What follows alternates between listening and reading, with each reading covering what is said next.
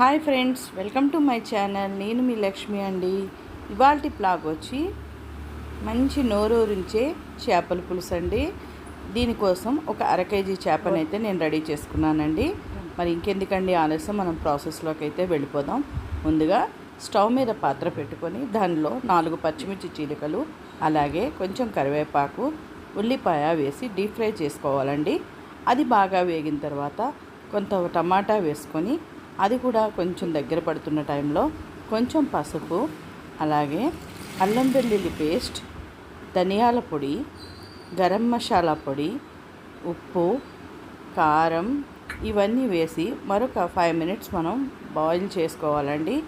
ఇలా బాయిల్ చేసుకున్న తర్వాత టమాటా ప్యూరీ అనేది బాగా దగ్గరగా అవుతుందండి. ఇలా దగ్గరైన టైంలో 2 స్పూన్ల కారం కూడా వేసుకోవాలి.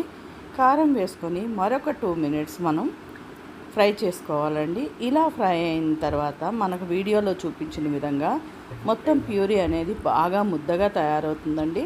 ఇదిగోండి, ఇలా తయారవుతుంది. ఇలా తయారైన దాంట్లో మనం ముందుగా కడిగి పెట్టుకున్నటువంటి చేపను దీనిలో వేసుకోవాలి. దీనిలో వేసుకున్న తర్వాత కొంచెం ఆ మసాలా అనేది చేపలకి బాగా పట్టించాలండి. పట్టించిన తర్వాత కొంచెం మనం చింతపండు అయితే రెడీ చేసుకోవాలండి.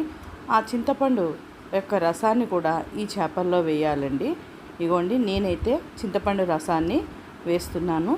వేసి మరొక 5 మినిట్స్ మనం పులుసుని బాగా మరగనివ్వాలండి. పులుసు బాగా కొంచెం ముక్కలకు పట్టి బాగా మరిగిన తర్వాత ఫైనల్గా మనం కొత్తిమీర, పుదీనా వేసి మరొక 2 మినిట్స్ బాయిల్ చేయాలండి.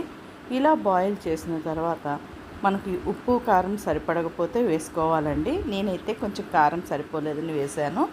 ఇగోండి, కొంచెం పొంగు వచ్చినప్పుడే మనం కొత్తిమీర, కరివేపాకు అనేది మనం ఫైనల్గా వేసుకోవాలి. ఇగోండి, నేనైతే వేసేస్తున్నాను. మీకు కనుక ఈ యొక్క వీడియో నచ్చినట్టయితే నా యొక్క ఛానల్ని లైక్ చేయండి. ఫైనల్గా చేపల పులుసు అయితే రెడీ అయ్యిందండి. మీకు కూడా నచ్చిందనే అనుకుంటున్నాను. మీకు కనుక ఈ యొక్క వీడియో నచ్చినట్టయితే నా యొక్క ఛానల్ని లైక్ చేయండి, షేర్ చేయండి, సబ్స్క్రైబ్ చేయండి ఫ్రెండ్స్. ప్లీజ్ ఫ్రెండ్స్, నా యొక్క కొత్త ఛానల్ లక్ష్మీ శ్రీనివాస్ వ్లాగ్స్ను కూడా ఆదరిస్తూ